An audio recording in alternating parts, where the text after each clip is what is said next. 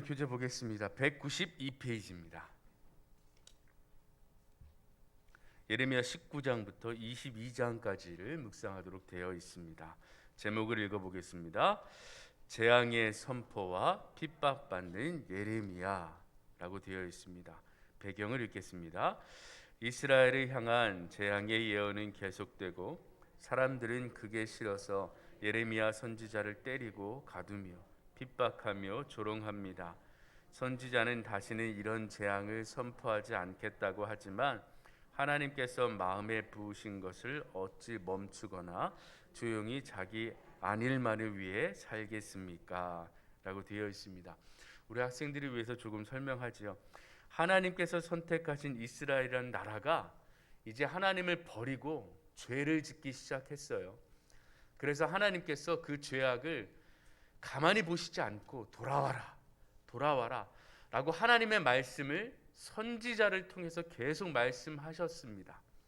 그 선지자 중에 한 사람이 바로 예레미야예요. 그런데 이 말을 듣느냐 안 듣느냐, 이것이 우리에게 어떻게 중요한 면으로 다가오겠죠.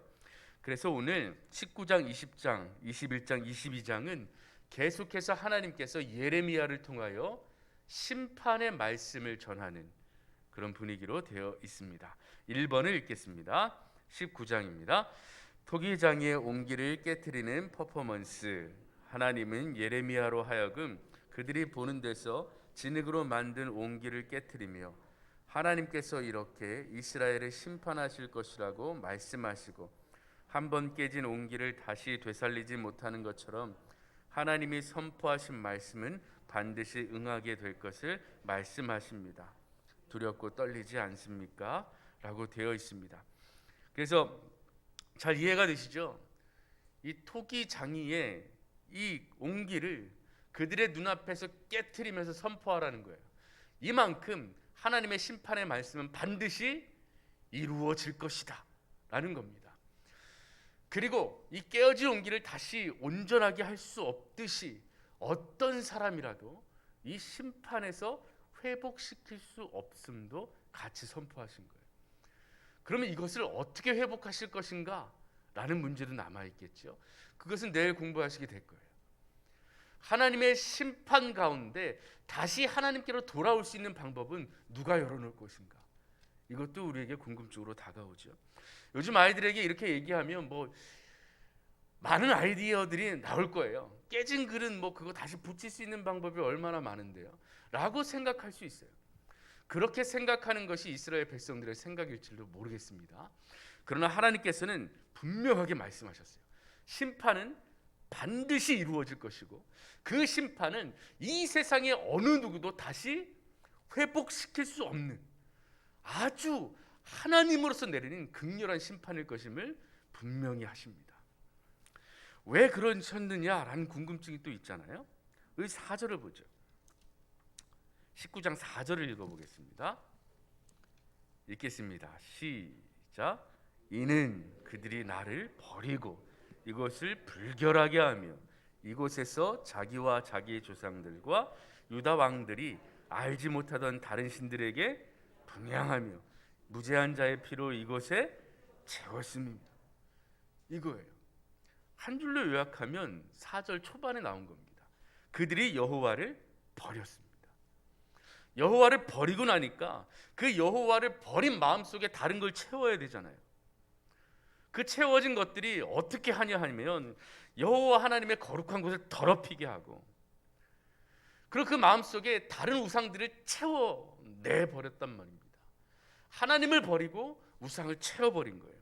그랬더니 무죄한 자의 피를 흘리기 시작했어요. 돌보고 사랑해야 되는데 무죄한 자의 피를 흘리게 하기 시작했답니다. 그래서 5절까지 나아가는데요. 19장 5절 읽겠습니다. 시작. 또 그들이 바알을 위하여 산당을 건축하고 자기 아들들을 바알에게 번제로 불사라 드렸나니 이는 내가 명령하거나 말하거나 뜻한 바가, 하나님께서 명령하거나 말한 바나 뜻한 것이 아닌데 이들이 그것을 아주 열정을 다해서 하기 시작했어요.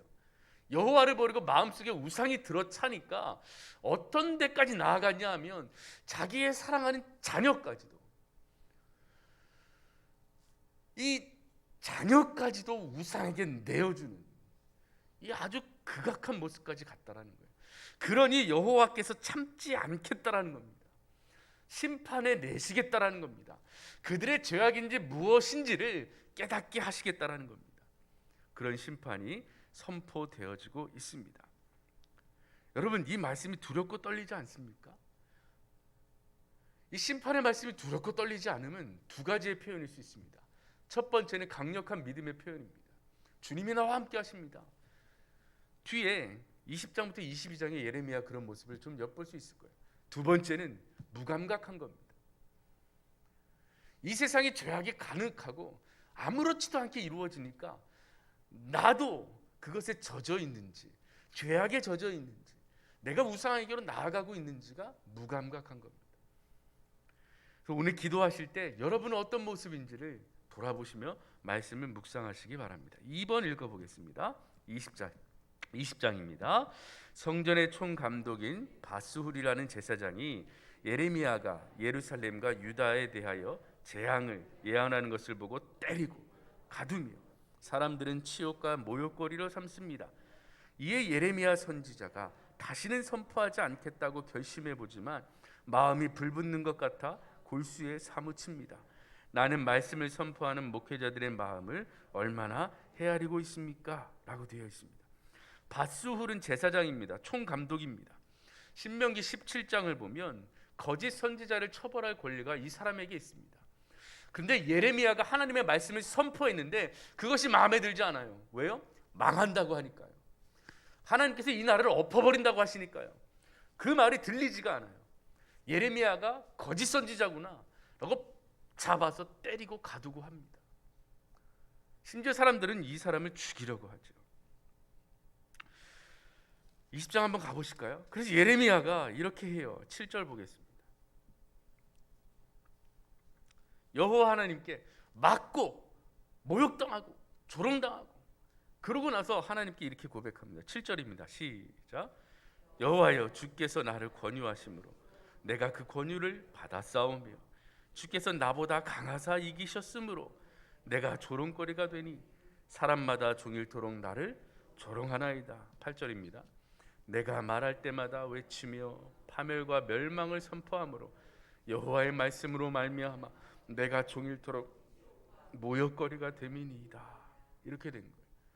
여호와 하나님께서 예레미야야 가서 선포하라 라고 말씀을 주셨는데 그 말씀의 내용이 보시면 되겠어요. 8절 보세요. 파멸과 멸망이에요. 하나님께서 기쁨의 소식을 예레미야에게 주어서 야, 이 기쁨의 소식을 다 알리고 다녀라. 그 사람들마다 듣기 좋은 말이 아니라 하나님께서 예레미야에게 말씀을 주셨는데 선포해라. 네, 뭔가요? 파멸과 멸망이다. 네? 그걸 사람들에게 외치라는 거예요. 근데 7절에 보시면 여호와 하나님이 예레미야에게는 어떤 분이셨냐 하면 그 권유를 받아들일 만큼 나를 이기시는 분이었던 거예요. 그 권유가 나를 붙잡았던 거죠. 예레미야 자신을 붙잡은 거예요.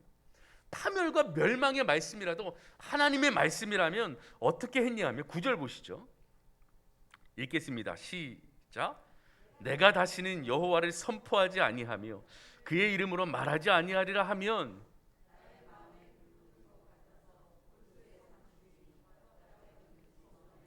여호와 하나님께서 예레미야에게 주신 말이 바로 이겁니다.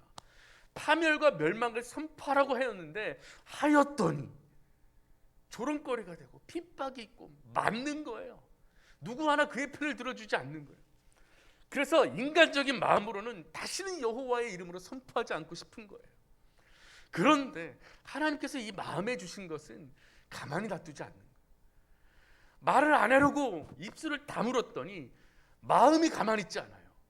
마음속에서 막 불길이 일어나는 거예요. 그 마음속에서 나오는 불길이 그의 입술을 다시 열게 만드는 거예요. 핍박과 조롱거리가 될지라도 내가 골수에 사무치니 답답하여 견딜 수 없을 만큼 하나님께서 주신 말씀을 다시 입을 열어 선포하는 거예요. 그래서 예레미야를 눈물의 선지자라고 합니다. 여러분, 그러려면 여러분이 하나님의 말씀이 무엇인지 깨달아야 되겠죠. 올바른 말씀을 선포해야 될 테니까요. 그죠? 여러분, 이 마음을 품기를 원하시는 분들은 기도하십시오. 특별히 우리 수련회를 앞두고 있는데 자녀들을 위해서 기도하십시오. 내 눈앞에 있는 자녀를 봤을 때 여러분 마음속에 이 불붙지 않으면 안 돼요. 불붙으셔야 돼요. 이 아이가 싫어하는 말이라도 하나님의 말씀이라면, 이 아이가 생각과 다른 것이라도 하나님의 옳은 말씀이라면 그 아이의 마음속에 심겨지길 위해서 마음에 불붙는 것 같이 그 아이에게 헌신하셔야 돼요. 마음에 불붙는 것 같이 자녀를 위해서 기도하셔야 돼요. 그렇지 않으면 여러분의 아이들을 우상에게 내어주게 될 겁니다. 이스라엘 백성들이 우상에 심취하여 자신의 자녀들을 우상에게 불살라 내어줬듯이 여러분도 모르게 여러분이 자녀에게 무관심하시면 우리의 자녀들이 어디로 가는 거예요? 우상에게 가는 거예요. 뭔지도 모르고 빠지는 거예요. 그런 일을 예수 그리스도를 믿는 그리스도인 부모들이 할 수 있다는 거예요. 뭐 하지 않으면요, 이 아이들을 보며 마음속에 불붙지 않으면, 이 아이를 가만히 놔둘 수 없는 그 사랑의 마음이 내 마음속에 불붙지 않으면 우리 아이들이 그렇게 가는 거 그냥 내버려 두게 될 거예요. 이 말씀 묵상하시며 자녀들을 위해서 기도하십시오. 그리고 수련회를 떠는 우리 학생들을 위해서 기도하십시오. 두 번째, 저녁 예배는 열려 있습니다. 부모님도 오셔서 같이 기도하세요. 저녁 7시입니다. 샘물 수양관입니다.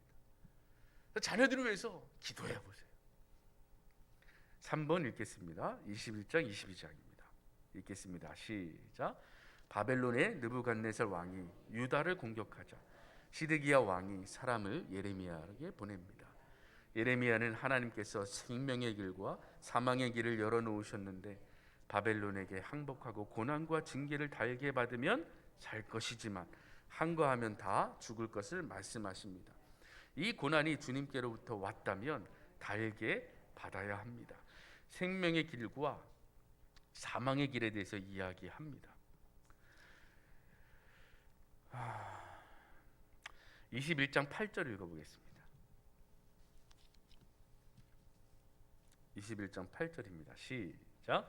여호와께서 말씀하시기를 보라, 내가 너희 앞에 생명의 길과 사망의 길을 두었노라.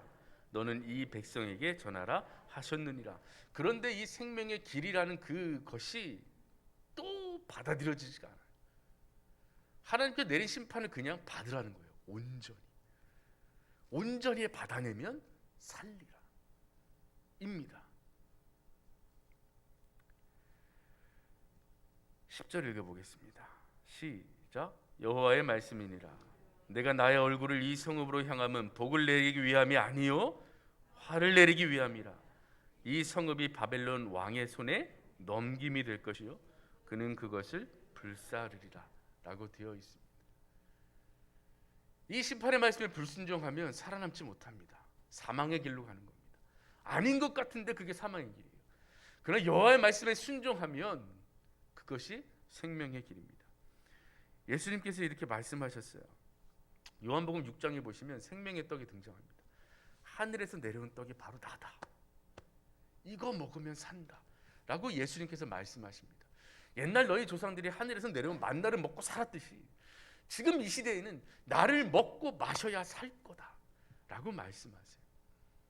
그 예수님의 말씀이 우리 아이들과 여러분에게 생명의 길이 되기를 원합니다. 정리하겠습니다. 오늘 저는 부모로서 이 말씀이 제 마음을 쳤습니다. 우상에게 내 자녀를 내어줄 것인가? 라는 물음이 제 마음을 쳤어요. 그리고 여러분 마음도 동일하게 치실 거라고 저는 믿습니다. 우리 아이들을 우상에게 내어주겠습니까? 아니요. 그러려면 여러분들이 먼저 마음에 불붙는 신앙과 믿음의 확신과 삶의 고백이 여러분 안에 있어야 합니다. 우리 안에 있어야 합니다. 그럼 내 자녀를 향하여 사랑으로 눈물로써 불붙어서 기도하고 그 아이들을 위하여 내 삶을 헌신하는, 그리고 우리 아이들이 자라나 그 모습을 기억하며 하나님께로 돌아올 수 있는 예수님을 붙잡고 살아가는 우리의 아이들이 될 수 있도록 기도하시기 바랍니다. 기도하겠습니다.